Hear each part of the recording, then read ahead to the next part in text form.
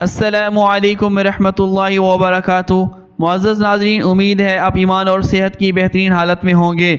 ناظرین، آپ جانتے ہیں اس وقت دنیا بھر کی توجہ فلسطین اور اسرائیل پہ ہے، جہاں عالمی جنگ چھڑ چکی ہوئی ہے اور ایک دوسرے پہ گولہ باری اور بمباری شروع ہو چکی ہے۔ ناظرین، اس کی وجوہات کیا ہیں؟ عیسائی اس میں کتنا کردار ادا کرتے ہیں؟ مسلمان اس کے لیے کتنا دل میں تکلیف لیے ہوئے ہیں؟ یہودی اپنی کیا اس میں چال بازیاں چلا رہے ہیں اور وہ اس کو کس نظریے سے دیکھتے ہیں؟ ان کی کیا نظریات و عقائد ہیں؟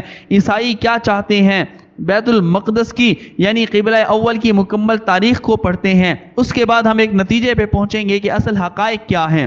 ناظرین، عبرانی زبان میں یروشلم اور عربی زبان میں القدس کے نام سے معروف تاریخی شہر بیت المقدس، جس کے معنی پاک گھر ہے، ان شہروں میں سے ایک ہے جسے نوع انسانی عزت و احترام کی نگاہ سے دیکھتی ہے۔ اس شہر کا ذرہ ذرہ مقدس ہے۔ اکثر انبیاء علیہ السلام اسی شہر میں مبعوث ہوئے۔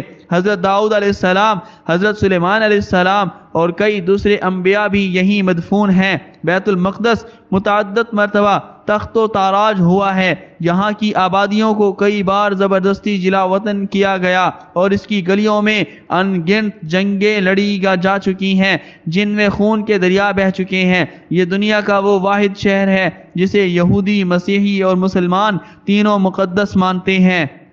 یہودیوں کا عقیدہ ہے کہ یہ وہ جگہ ہے یہاں سے کائنات کی تخلیق ہوئی، یہیں پر حضرت ابراہیم علیہ السلام نے اپنے بیٹے کی قربانی کی تیاری کی تھی۔ یہاں پر موجود مغربی دیوار یہودیوں کی اہم مذہبی یادگار ہے، جسے دیوار گریا بھی کہا جاتا ہے، جو حضرت سلیمان علیہ السلام کے تعمیر کردہ ہیکل سلیمانی کی ایک دیوار کا کچھ بچا ہوا حصہ ہے۔ عیسائی کہتے ہیں کہ حضرت عیسیٰ علیہ السلام کی جائے پیدائش یعنی بیت اللحم یہی واقع ہے۔ عیسائیوں کے مطابق حضرت عیسیٰ علیہ السلام کو یہیں مصلوب کیا گیا اور اسی شہر میں ان کا سب سے مقدس کلیسا چرچ آف ہولی سپلچر واقع ہے۔ مسلمانوں کے مطابق حضرت محمد کریم خاتم النبیین صلی اللہ علیہ وسلم ہجرت کے بعد 17 ماہ تک اسی طرف رخ کر کے نماز پڑھاتے رہے۔ جب آپ علیہ السلام معراج کے لیے گئے تو معراج پر جانے سے قبل اسی شہر میں واقع مسجد اقصی میں آپ صلی اللہ علیہ وسلم نے تمام انبیاء علیہ السلام کی امامت کروائی۔ یہی وجہ ہے کہ مسلمان اور مسیحی 1000 سالوں تک اس شہر پر قبضہ کے لیے برسرے پیکار رہے۔ ماہرین آثار قدیمہ کے مطابق 7000 سال قبل بھی بیت المقدس میں انسانی آبادی موجود تھی۔ اس طرح یہ دنیا کے قدیم ترین شہروں میں سے ایک ہے۔ 1000 سال قبل مسیح حضرت داؤد علیہ السلام نے یہ شہر فتح کر کے اسے اپنی سلطنت کا دارالحکومت بنایا تھا۔ انہوں نے 33 سال تک اس شہر پر حکومت کی۔ حضرت داؤد علیہ السلام کی وفات کے بعد ان کے بیٹے حضرت سلیمان علیہ السلام نے بیت المقدس میں ایک معبد تعمیر کروایا جسے ہیکل سلیمانی کہا جاتا ہے۔ ہیکل سلیمانی میں تابوت سکینہ رکھا گیا۔ تابوت سکینہ ایک صندوق کا نام ہے جو شمشاد کی لکڑی کا بنا ہوا ہے۔ اس صندوق میں حضرت موسیٰ علیہ السلام کا عصا، ان کی جوتیاں، حضرت ہارون علیہ السلام کا امامہ، حضرت سلیمان علیہ السلام کی انگوٹھی، توریت کے تختیوں کے چند ٹکڑے، کچھ من و سلوہ اور انبیاء علیہ السلام کی کچھ دیگر نشانیاں موجود تھیں۔ حضرت سلیمان علیہ السلام کی وفات کے بعد ان کے بیٹے رہبام بن سلیمان علیہ السلام کو تخت پر بیٹھے 5 سال ہی ہوئے تھے کہ مصر کے بادشاہ نے بیت المقدس کی جانب پیش قدمی کی اور بغیر کسی مزاحمت کے شہر میں داخل ہو گیا۔ وہ ہیکل سلیمانی اور عبادت کی تمام قیمتی اشیاء شاہی خزانوں کے ساتھ لوٹ کر لے گیا۔ 640 قبل مسیح سے 700 قبل مسیح یعنی 60 سال تک حکومت کرنے والے حزقیہ نے اپنے دور میں ہیکل سلیمانی کی عظمت کو دوبارہ بحال کیا۔ یہودی حکومت کی پہلی تباہی و بربادی بادشاہ بخت نصر، جسے کچھ لوگ شداد کے نام سے بھی جانتے ہیں، اس کے ہاتھوں 598 قبل مسیح میں ہوئی۔ اس تباہی میں نہ صرف ہیکل سلیمانی کا نام و نشان مٹ گیا بلکہ دیگر صحائف کے ساتھ ساتھ توریت بھی غائب ہو گئی۔ بخت نصر کے اس حملے کے بعد تابوت سکینہ ایسا غائب ہوا کہ آج تک اس کا سراغ نہیں لگایا جا سکا۔ 539 قبل مسیح میں ایران کے پہلے کسریٰ کیروس دا گریٹ نے بابل کو فتح کیا تو اس نے یہودیوں کو اپنے وطن واپس جانے کی اجازت دے دی۔ چنانچہ جب یہودی بیت المقدس واپس آئے تو انہوں نے ہیکل سلیمانی کو دوبارہ تعمیر کیا۔ 63 قبل مسیح میں رومی جرنیل پومپی دا گریٹ نے ہیکل سلیمانی کو ایک مرتبہ پھر تباہ برباد کر دیا، لیکن چند ہی سال بعد ہیروڈ دا گریٹ کے دورے میں ہیکل سلیمانی کو از سر نو تعمیر کروایا گیا۔ 70 عیسوی میں جب رومی شہنشاہ ٹائٹس یروشلم شہر میں داخل ہوا تو اس کے فوجوں نے ہیکل سلیمانی کو جلا کر راکھ کر دیا اور یہودیوں کو چن چن کر مارا۔ 135 عیسوی میں جب یروشلم کے یہودیوں نے رومن سلطنت کے خلاف بغاوت کی، تب اس شہر کی زمین پر ہل چلا کر اسے ویران کر دیا گیا اور یہاں بسنے والے اکثر یہودیوں کو غلاموں کی منڈی میں فروخت کر دیا گیا۔ یہودیوں سے نفرت کی بنا پر رومن باشندوں نے ہیکل سلیمانی کی جگہ کوڑا کرکٹ کے ڈھیر لگا دیے۔ رومن عہد میں ہیکل سلیمانی اور یہ شہر اسی طرح کئی صدیوں تک کوڑے اور غلاظت کے ڈھیروں میں ڈوبا رہا۔ 638 عیسوی میں مسلمانوں کے دوسرے خلیفہ یعنی حضرت عمر فاروق رضی اللہ تعالیٰ عنہ کے دور میں مسلمانوں نے رومن امپائر کو شکست دے کر بیت المقدس فتح کیا تو اس وقت یہاں یہودیوں کا کوئی معبد نہیں تھا۔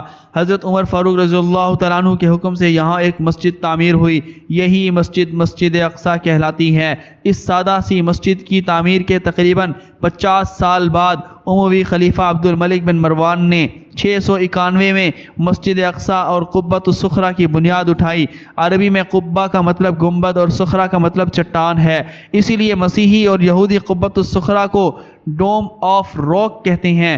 دنیا کے 3 بڑے مذاہب اسلام، عیسائیت اور یہودیت کے لیے یہ چٹان انتہائی تقدیسیت کی حامل ہے۔ 1099 عیسوی میں پہلی صلیبی جنگ کے بعد جب صلیبیوں کا بیت المقدس پر قبضہ ہو گیا تو انہوں نے مسجد اقصیٰ میں بہت زیادہ رد و بدل کیا۔ مسجد کو ایک ہاسٹل کی شکل دے کر یہاں کئی کمرے بنا لیے اور اس کا نام معبد سلیمان رکھا۔ انہوں نے مسجد کے اندر اور مسجد کے ساتھ ساتھ ایک گرجا بھی تعمیر کر لیا۔ سلطان صلاح الدین ایوبی نے قبلہ اول کی آزادی کے لیے تقریباً 16 جنگیں لڑیں اور بالآخر 1187 عیسوی میں سلطان صلاح الدین ایوبی نے فتح بیت المقدس کے بعد مسجد اقصیٰ کو صلیبیوں سے پاک کر دیا۔ اس کے بعد یکے بعد دیگرے 4 مزید صلیبی جنگیں لڑی گئیں، لیکن صلیبی بیت المقدس پر قبضے کا خواب کبھی پورا نہ کر سکے۔ 1229 عیسوی میں مملوک حکمران الکامل نے بغیر لڑے بیت المقدس کو جرمنی کے بادشاہ فریڈرک دوم کے حوالے کر دیا، لیکن صرف 15 سال بعد یعنی 1244 عیسوی میں سلطنت خوارزم نے یہ شہر دوبارہ فتح کر لیا، جس کے بعد اگلے 673 عیسوی سالوں تک یہ شہر مسلمانوں کے پاس رہا۔ 1517 میں سلطنت عثمانیہ کے طاقتور سلطان سلیم اول نے بیت المقدس کو اپنی ریاست کا حصہ بنا لیا۔ 1517 عیسوی سے لے کر 1917 تک یہ شہر عثمانی سلطنت کا حصہ رہا۔ عثمانی سلاطین نے اس شہر میں بے شمار تعمیرات کیں، شہر کی گرد دیوار تعمیر کی، سڑکیں بنائیں اور ڈاک کا نظام قائم کیا۔ 1892 میں یہاں ریلوے لائن بھی بچھا دی گئی۔ عثمانی عہد میں بھی یہودیوں نے یہاں ایک آزاد یہودی ریاست کے قیام کی بہت کوششیں کیں، البتہ سلطان عبد الحمید ثانی نے ان لوگوں کو ایسے کسی بھی اقدام سے باز رکھا، یہاں تک کہ سلطان عبد الحمید ثانی کی معزولی اور جلا وطنی کے بعد بالآخر 11 ستمبر 1917 عیسوی کو برطانوی جرنیل ایڈمنڈ النینبی نے اس وقت کے کمزور عثمانیوں کو شکست دے کر بیت المقدس پر قبضہ کر لیا۔ تمام مغربی دنیا کے اخباروں نے اس فتح پر جشن منایا۔ جرنیل النینبی نے کے قبضے کے بعد یہ شہر 3 دہائیوں تک برطانوی سلطنت میں شامل رہا اور اس دوران یہاں دنیا بھر سے یہودی لا کر بسائے گئے۔ 1947 میں اقوام متحدہ نے فلسطین کی تقسیم کا منصوبہ کیا، جس کے تحت نہ صرف فلسطین بلکہ بیت المقدس کے بھی 2 حصے کر دیے گئے، جن میں سے مشرقی حصہ فلسطینیوں جبکہ مغربی حصہ یہودیوں کے حوالے کر دیا گیا۔ 14 مئی 1948 کو مغربی فلسطین کے یہودیوں نے اسرائیل کے قیام کا اعلان کر دیا۔ اس دھوکے بازی کے خلاف تمام عرب ممالک متحد ہوئے اور انہوں نے مل کر اسرائیل پر حملہ کیا، لیکن انہیں اس جنگ میں شکست ہوئی۔ اس کے بعد اگلے 2 عشروں تک بیت المقدس کا مشرقی حصہ اردن کے پاس رہا، لیکن 1967 کی جنگ میں اسرائیل نے اس پر بھی قبضہ کر لیا۔ بین الاقوامی برادری آج تک اس قبضے کو غیر قانونی سمجھتی ہے۔ اسرائیل پارلیمان نے 1950 عیسوی ہی سے بیت المقدس کو اپنا دارالحکومت قرار دے رکھا ہے، لیکن دوسرے ملکوں نے اقوام متحدہ کی قرارداد کے احترام میں بیت المقدس کے بجائے تل ابیب میں ہی اپنے سفارت خانے قائم کیے ہیں۔ عالمی برادری کے دباؤ کے باوجود اسرائیل روز مرہ کی بنیادوں پر فلسطین کی زمین ہڑپ کرتا جا رہا ہے۔ آئے روز نئی کالونیاں بسائی جاتی ہیں اور ہزاروں فلسطینی اپنے گھروں سے بے دخل کر دیے جاتے ہیں، وہ بھی صرف اس وجہ سے کہ آج ہمارے پاس سلطان صلاح الدین ایوبی جیسے حکمرانوں کی جگہ کچھ ایسے حکمرانوں نے لے لی ہے جو صرف اپنے ذاتی دولت اور خزانوں میں اضافے کے طلبگار ہیں۔ ان کے خود کے مستقبل مغربی ممالک سے وابستہ ہیں، تو یہ کس منہ سے مغرب سے جنگ لڑ سکتے ہیں؟ اور اسی لیے آج ایک چھوٹا سا یہودی ملک اسرائیل ان 57 مسلمانوں ممالک پر بھاری پڑا ہوا ہے جو دنیا کے ایک بڑے حصے اور بھاری وسائل پر قابض ہیں۔ تو یہ کچھ وجوہات ہیں جو ہم نے آپ کے سامنے رکھی ہیں جس کی وجہ سے اسرائیل اور فلسطین آپس میں ان کی لڑائی اور جنگ چلتی رہتی ہے۔ اللہ تعالیٰ سے دعا ہے اللہ تبارک و تعالیٰ تمام فلسطینی مجاہدین کی مدد و نصرت فرمائیں اور ان کی اللہ تبارک و تعالیٰ ہر طرح سے حفاظت فرمائیں۔